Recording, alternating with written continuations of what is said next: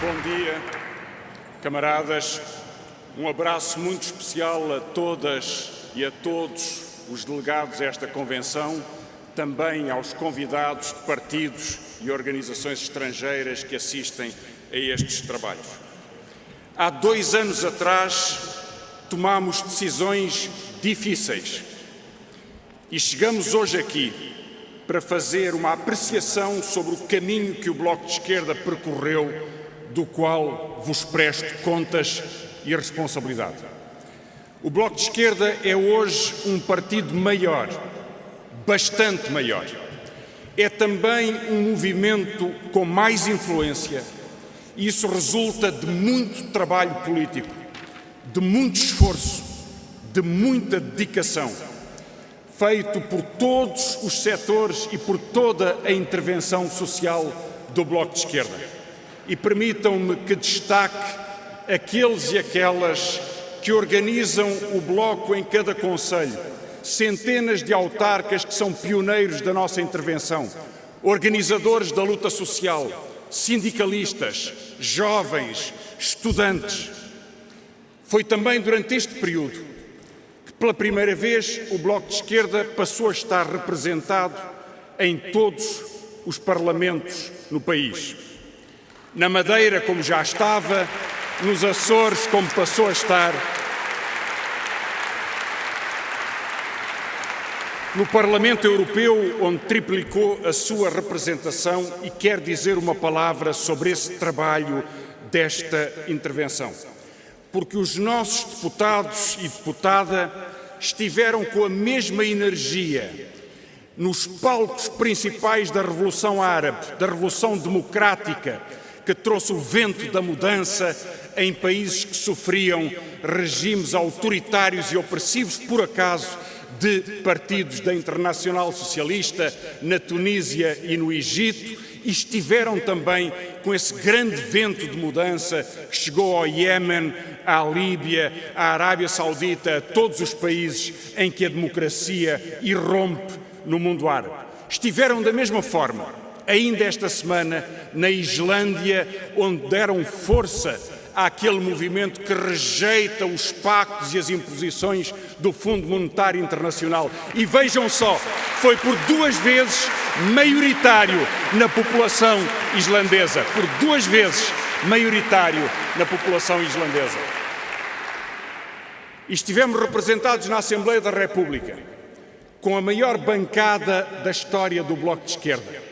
E com a bancada que foi capaz de trazer decisões sobre a saúde, sobre a comparticipação de alguns medicamentos, sobre a dispensa dos medicamentos para quem estava no pós-operatório, assim como conseguiu pensões e reformas para os trabalhadores da Empresa Nacional do Urânio, a imposição de serviços bancários mínimos, combates importantíssimos. E sabem que neste mesmo período, nas eleições presidenciais, escolhemos intervir com uma resposta convergente. Quem sabe escolher os lados do combate e não se engana de adversário, sabe concentrar forças nas respostas fundamentais. Foi assim o Bloco de Esquerda e há de ser sempre assim o Bloco de Esquerda.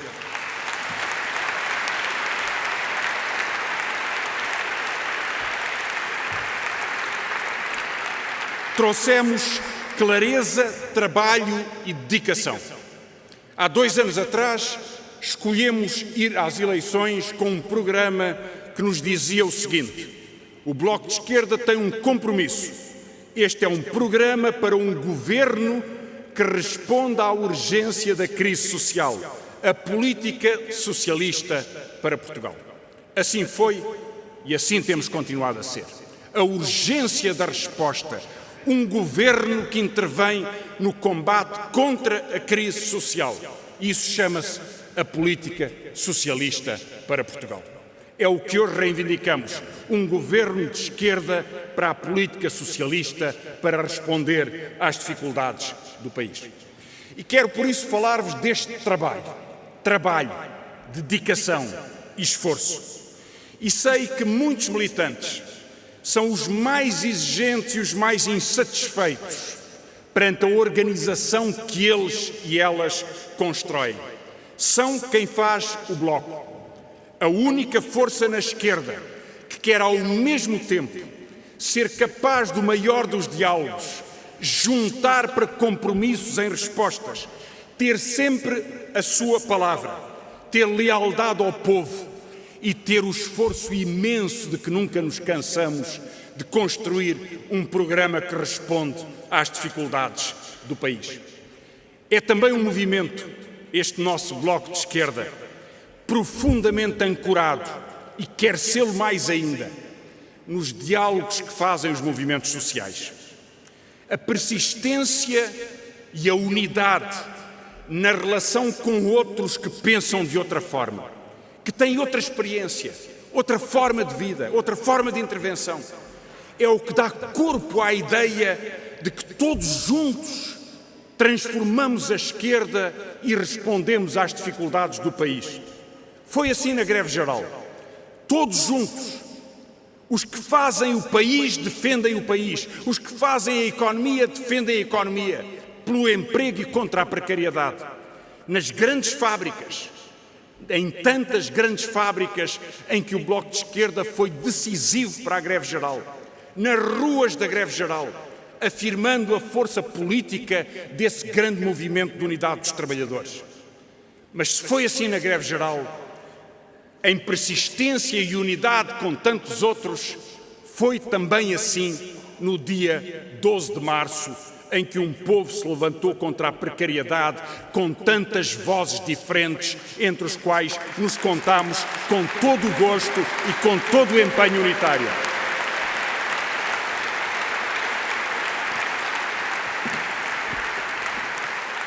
Essa manifestação foi um sobressalto. Um sobressalto. Foi também, devo dizer-vos, um sobressalto de cinismo de quem ficou mais incomodado com a manifestação. Porque eu lembro-me bem de todos esses que diziam amanhã não aparece ninguém e que no dia seguinte, à noite, vieram dizer afinal apareceu gente demais, que não tem um programa e que não tem uma resposta. Não perceberam o que nós sabemos. Uma fratura profunda na sociedade foi o que se demonstrou na energia dessa manifestação. Foi a força enorme das gerações sacrificadas. E ficou-nos uma lição. Eu convido todo o país a olhar para esta lição. Atenção aos que nos dizem que está tudo resolvido. Aquela manifestação provou que essa fratura exige mais do país. Levanta soluções, traz energia e traz respostas que são o fundo da democracia. O 12 de março foi um dia luminoso da democracia em Portugal, da força de gente diferente, sem partido político, que muitas vezes se abstém, mas que aí esteve em nome de todos, por todos, na luta por uma mudança social, e eles são o futuro deste país, gerações sacrificadas.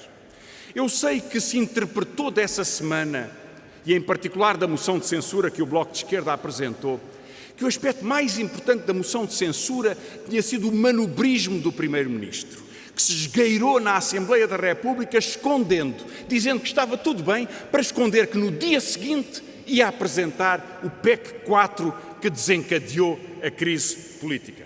Mas muito mais importante do que qualquer peripécia política, o que verdadeiramente foi determinante foi a rua, a democracia, a voz daquelas pessoas diferentes que nunca têm sido ouvidas, de um povo que está farto, de um povo que está cansado e que quer trazer modernidade a este país. É certo que em alguns aspectos Portugal é um país moderno. É o segundo país da Europa com mais telemóveis por habitante, 16 milhões de telemóveis para 10 milhões de portugueses.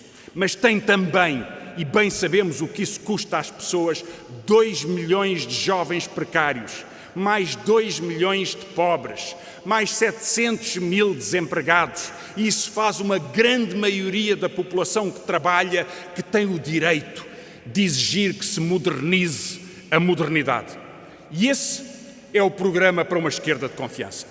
É o programa para a maioria, o povo do trabalho, que luta por modernidade e justiça. E esse é o nosso compromisso. Esta convenção e a vida toda do Bloco de Esquerda assume o compromisso de responder à bancarrota. E fazemos-lo na semana em que tudo começou a mudar.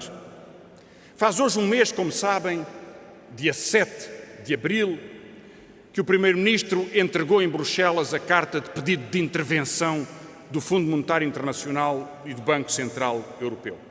Um mês depois, sabemos quase tudo sobre esse programa. Não sabemos tudo, mas sabemos quase tudo sobre esse programa. Sabemos que o programa que o Partido Socialista apresentou a semana passada colapsou, já não vale. E que o PSD, que apresenta amanhã o seu programa, e o CDS algum dia, nos vão trazer todos juntos o mesmo programa. Durante esta semana formou-se uma troika, eu sei que é uma troika quesilenta, mas é uma troika que afirma que a irresponsabilidade da bancarrota é a forma de governar o país. Mas esta semana aconteceu também algo de muito importante. É que hoje, sábado, é o 4º dia em que, desde a divulgação do programa da bancarrota, em que o Primeiro-Ministro desapareceu do debate das soluções. Disse por aí que o Ministro das Finanças estava em paradeiro desconhecido. Não é verdade, como sabem. O Ministro das Finanças apareceu na quarta-feira e de boa saúde, muito estímulo. Mas o Primeiro-Ministro, esse, desapareceu aparecendo. Eu sei que ele anda por aí. Foi buscar um chapéu ao Alvibeja, fez uma inauguração em Vila Viçosa, jantou ontem com jovens em Portimão. Ele anda por aí, mas explicar, não explica. O Primeiro-Ministro não olhou para o país para explicar como é que se cortam 1.400 milhões de euros na saúde.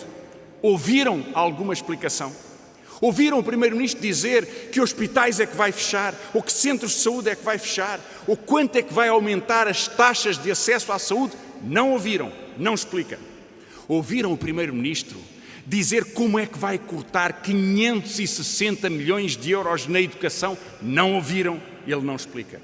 Ouviram-no falar do compromisso para despedimentos todos os anos na função pública? Não ouviram, ele não explica. Ouviram-no falar da redução do número de juntas de freguesia e de autarquias? Não ouviram, ele não explica. Ouviram o Primeiro-Ministro falar das pensões, a que com o corte e o congelamento se vão tirar 890 milhões de euros aos reformados, que são os mais pobres de Portugal? Não ouviram, porque ele não explica. Ouviram o Primeiro-Ministro falar do subsídio de desemprego, que se reduz agora à metade do tempo de cobertura e a que vão ser tirados 300 milhões de euros? Não ouviram, ele não explica. Ouviram o Primeiro-Ministro explicar como é que se retira a isenção do imposto municipal de imóveis a 500 mil pessoas? Como é que se aumenta o IVA a 810 milhões de euros? Não ouviram, ele não explica. Ouviram o Primeiro-Ministro explicar esta senha de privatizar, privatizar, privatizar? Não ouviram, ele não explica. Ouviram o Primeiro-Ministro explicar como é que vai haver um aumento de 100 mil desempregados? Porque é que facilita a lei dos despedimentos? Não ouviram, ele não explica, desapareceu das explicações. O Primeiro-Ministro José Sócrates está a fugir ao país. Comenta tudo.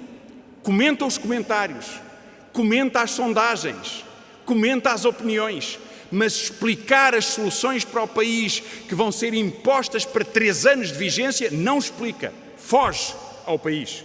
Qualquer medida, só podemos ter uma certeza: o Primeiro-Ministro não dirá uma palavra sobre ela. No dia em que apresentou o programa, sem o apresentar, o Primeiro-Ministro apareceu aos portugueses como se fosse um apresentador do Euromilhões. Agora vem charters de dinheiro. mas uma única medida não explica. Não há uma única medida pela qual assuma responsabilidades. José Sócrates vive escondido atrás dos arbustos e isso, engenheiro Sócrates, é muito irresponsável. Agora nós precisamos da grandeza das soluções, das respostas às dificuldades. Não pode ser jogo político. Pelo facto de haver eleições, é a razão maior para haver clareza e para não haver ambiguidade ou haver demagogia. A demagogia, fugir à responsabilidade, é irresponsável. E percebemos bem porque é que o Primeiro-Ministro o faz. É porque ele tem tido duas palavras. Há um mês atrás, José Sócrates dizia, batendo com a mão no peito, não governo com o FMI. Entre mim e o FMI estão 10 milhões de portugueses. Num mês abandonou os 10 milhões de portugueses. O que era fatal passou a ser desejável. O que era condenável passou a ser um bom acordo. Com isto, José Sócrates conduziu à maior viragem à direita que o Partido Socialista jamais ensaiou na sua história. E a pergunta essencial é esta.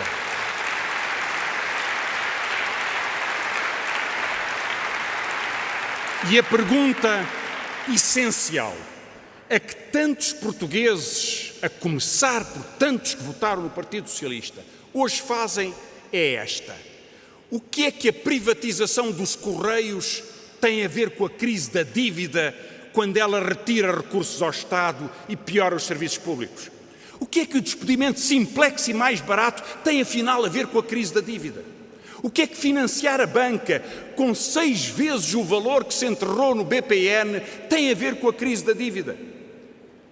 Só tem a ver, cada uma destas medidas, com uma gigantesca transferência de rendimentos do trabalho para o capital. E eu pergunto por isso, o país fica melhor?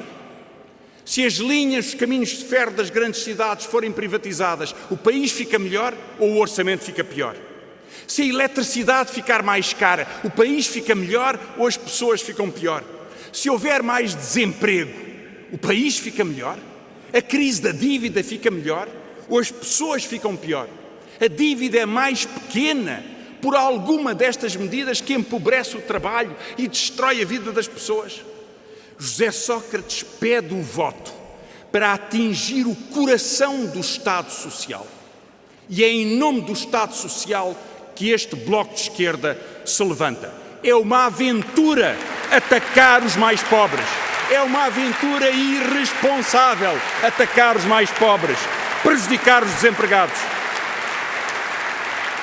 Engenheiro Sócrates, há 4 milhões de portugueses que têm menos de 300 euros por mês e muitos deles só não estão na pobreza porque há apoio do Estado.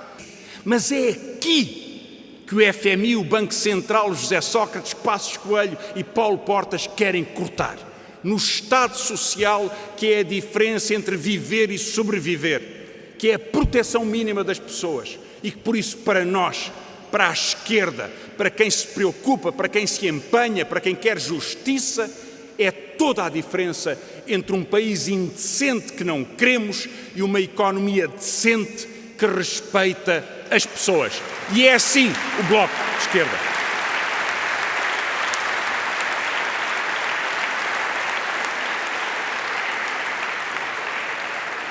E queria, finalmente, trazer-vos 2 perguntas, porque sei que a resposta às perguntas mais difíceis é do que nós precisamos. A primeira pergunta é esta: o que é que nos trouxe até esta crise? Quem são os responsáveis? Quem é que fez isto? Porquê é que sofremos isto? E a segunda pergunta é como é que saímos da crise? Onde é que está a força para sair da crise? A primeira pergunta é então o que é que nos trouxe até aqui? Foi desmazelo? Foi uma conspiração? Foi um fracasso? Foram enganos? Foram más influências? Foram confusão? Foram desorientação? Não. O que nos trouxe até aqui foi um caminho sistemático, perseguido, que ao longo de 10 anos destruiu a economia do país. Há 10 anos atrás, a dívida total do Estado eram 68 mil milhões. Agora, são 160 mil milhões. E por isso, eu faço a pergunta que todos temos que fazer. Para onde é que foi o dinheiro? Para onde é que foi o dinheiro? Para que é que serviu passar de 60 mil milhões para 160 mil milhões? Onde é que estão 100 mil milhões de dívida? E sabemos a resposta. Estão em estádios de futebol que não funcionam. Estão em submarinos que não interessam. Estão em autoestradas que foram construídas para favorecer a ganância financeira. Portugal tem mais autoestradas, mais quilómetros de autoestrada do que quilómetros de ferrovia eletrificada. Tem mais quilómetros de autoestrada pela população do que a Alemanha ou os países mais desenvolvidos do mundo. Os 100 mil milhões de euros serviram para que o Estado se endividasse para pagar às construtoras e à finança as vantagens de que beneficiaram durante estes 10 anos. E foi assim que o país foi governado. Foi assim. Foi governado pela aliança entre a banca e o imobiliário. Uma aliança íntima que faz com que a banca, nos últimos 10 anos, falo sempre de 10 anos, usasse 6% do crédito para emprestar à agricultura, às pescas e a toda a indústria e 60% do crédito para emprestar à construção, à habitação e ao imobiliário. O Estado endividou-se para favorecer a especulação imobiliária. E por isso, num país que tem 500 mil casas vazias, constrói-se uma cidade de Coimbra por cada ano. E isso é a economia da dívida. Em 10 anos,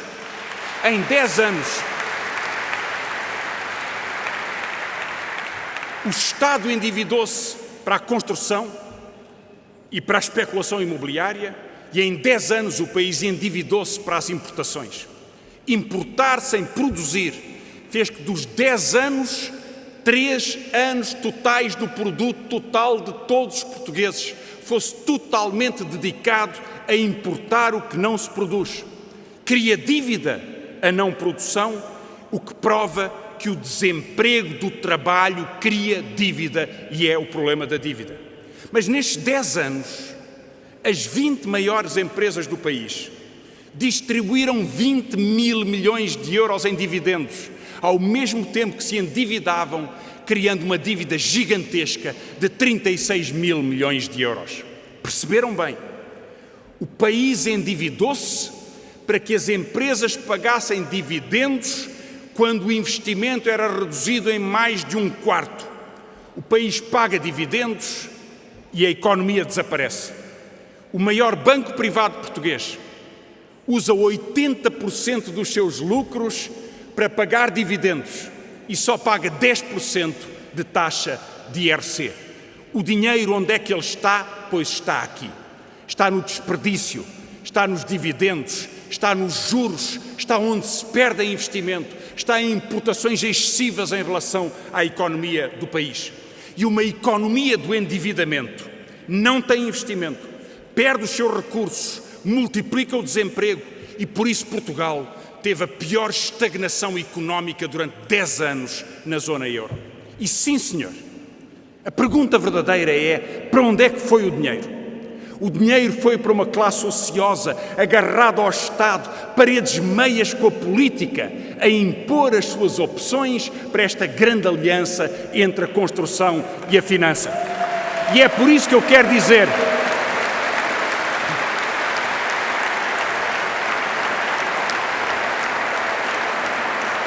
eu ouço o Dr. Eduardo Catroga falar de um Estado gordo e quero dizer aos dirigentes do PSD e aos do PS exatamente na mesma medida: olhem para o exemplo da constelação empresarial do Dr. Catroga, o Grupo José de Melo.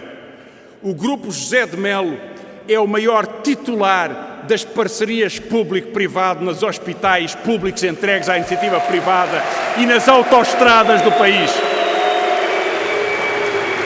E esse grupo Esse grupo é governado, tem sido dirigido, já foi dirigido e é hoje dirigido por homens que vocês reconhecem e que nos dizem todos os dias: vocês vivem acima das vossas possibilidades. Eduardo Catroga, Nogueira Leite, Daniel Bessa, António Vitorino.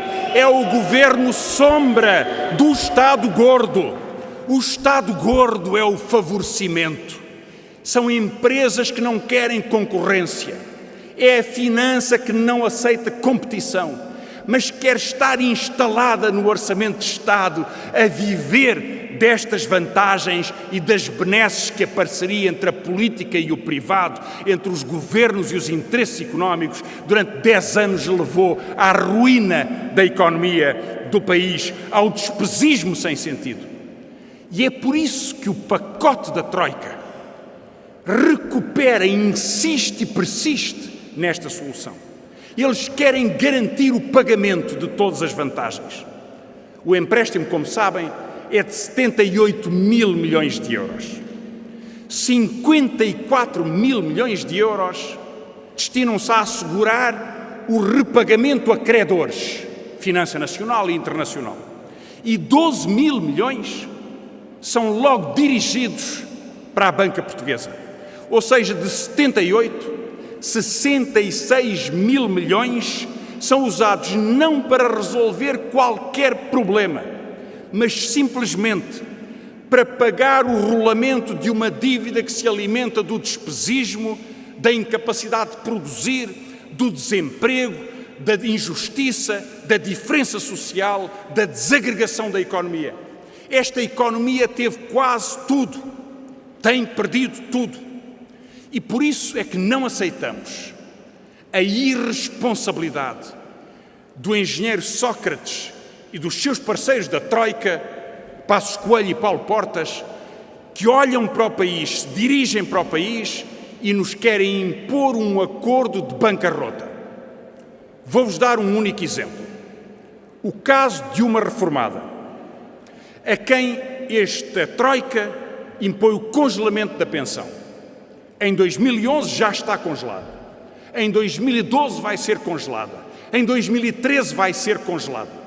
Mas a pensão congelada quer dizer que o aumento do IVA, o aumento do preço da eletricidade, o aumento das taxas na saúde, o aumento do acesso à vida, aos bens de consumo, todos eles, vai comer uma parte importante do rendimento do reformado, da sua pensão, por via da inflação. E 1 ano, 2 anos, 3 anos de inflação significa que o congelamento de cada pensão vai retirar àquela reformada, e são mais de 1 milhão de pessoas no fim do mês, no fim do período, 1 mês inteiro da sua reforma. Tem uma reforma em janeiro, é paga em fevereiro, é paga todos os meses e no último mês é-lhe retirado por dias distribuídos ao longo de todo o período. 1 mês por ano é o que perdem os reformados com o congelamento. E por isso, bem sabemos que o povo não pode pagar. O povo não pode aceitar pagar em perdas de rendimentos de pensões ou de salários um esquema que não funciona. Não funciona. Só pode falhar. Já falhou na Grécia. E o juro que nos vai ser imposto é porventura superior ao juro da Grécia, para que daqui a 3 anos a nossa dívida seja maior do que aquela que pagamos agora. Não há 1 euro neste pacote para investimento. Não há 1 euro para criar procura. Não há 1 euro para criar competência. Não há 1 euro para melhorar o emprego. Não há 1 euro para reduzir a precariedade. Não há 1 euro para atacar a pobreza. Há um pacote gigantesco de empobrecimento, de desagregação e de destruição. E é por isso que o recusamos. Recusá-lo é o mínimo elementar de dignidade para que o país possa encontrar soluções que essas se preocupem com o emprego, respondam à dívida, diminuam as dificuldades. E por isso começamos por exigir, e quero registar que o Governo rejeitou uma auditoria à dívida. Ninguém paga uma fatura que não viu. Ninguém paga o que não deve. E os portugueses têm o direito que ninguém nos pode recusar, de saber exatamente o que é essa dívida. Que juros é que são, que montantes é que são, quando foi criada, de que forma. Porque é isso que permite uma renegociação que afaste o que não se deve pagar, a dívida privada do BPN que se transformou em dívida pública, os juros abusivos que são dívida pública, montantes excessivos que são dívida pública. E por isso mesmo o Bloco de Esquerda bate-se por essa renegociação para proteger os salários, por essa renegociação para proteger as pensões, por essa renegociação para proteger o emprego. E apresentamos a proposta de um Fundo Nacional para resgatar a dívida, do qual vos queria dar uma proposta concreta. Esse Fundo Nacional deve agora fazer a revolução fiscal que é o mínimo de que a democracia precisa. O maior choque fiscal existente até agora na história de Portugal. Responder à pergunta: onde é que está o dinheiro que fugiu à economia? E ir buscá-lo nos deveres que essa fortuna e essa acumulação têm para com o país. E há 3 formas de financiar esse Fundo Nacional de Combate à Dívida. Um imposto sobre a especulação urbanística, que é o núcleo essencial da corrupção em Portugal. Nós somos dos que não desistem de combater a corrupção e que apomos no debate político um imposto sobre a valorização urbanística de terrenos que administrativamente são valorizados. Um imposto de 1/1000 sobre as operações bolsistas e, finalmente, um imposto pesado sobre as transferências para zonas fiscais privilegiadas, que são uma parte da ruína do país. Aqui está onde se pode ir buscar o dinheiro que existe, que fugiu, que desapareceu. E esses 3.000 milhões de euros que podem financiar este fundo são decisivos para salvar a economia. Estou aqui para vos dizer, e para dizer ao país inteiro o que sabem do nosso partido, do nosso movimento, da nossa palavra e das nossas convicções. Podem contar com o Bloco de Esquerda para esse combate. É um combate de confiança. Eu sei que há muitos que querem fazer apostas. Façam então as vossas apostas. Aqui hoje, esta semana, neste país sofrido, começou uma viragem. E é uma viragem que traz responsabilidade, que traz esquerda, que traz socialismo. A esquerda que responde à dívida assume propostas que são compromissos, compromissos que são soluções, soluções que são alternativas e alternativas que são combates. Respondemos à pergunta mais difícil: para onde foi o dinheiro? Respondemos em nome do mundo do trabalho contra o mundo do desperdício. E queria por isso concluir lembrando-vos o discurso de José Sócrates no congresso do seu partido. José Sócrates terminou virando-se para os congressistas e exigindo-lhes a resposta à seguinte questão: venho aqui saber com quem conto, quem está comigo, exigindo fidelidade pessoal, devoção na condução de uma enorme viragem à direita da governação e do país. Estão por tudo? Perguntou às pessoas. Fecham os olhos a tudo? Estão dispostos a cortar no Estado Social? Sabem a resposta que ele teve. Aqui entre nós, a nossa política é o contrário. A esquerda vale pelos valores, pede valores. O povo do Bloco de Esquerda é exigente, não vive de devoção pessoal, só tem fidelidade ao seu programa, ao seu compromisso com a luta, com o seu povo. Não aceita aventuras, não pede devoção, exige responsabilidade. E por isso, a esquerda do compromisso traz o compromisso mais genuíno de todos, o mais fundo de todos, que é o meu compromisso, é certamente o vosso compromisso. Chama-se socialismo. O socialismo da luta pelo trabalhador, pela desempregada, pelo jovem, pelo reformado, o socialismo que luta pelas pessoas. E eu não vos pergunto com quem conto, porque venho a esta convenção porque contamos todos. Pergunto só, aqui, de olhos abertos, onde há luta e alegria, compromisso e responsabilidade, pergunto só, estamos prontos para a luta toda? Estamos prontos para o combate pelo emprego? Estamos prontos para uma economia decente? Estamos prontos para virar o país? Estamos prontos para levantar a esquerda? Estamos prontos para a confiança e para a responsabilidade? Estamos prontos.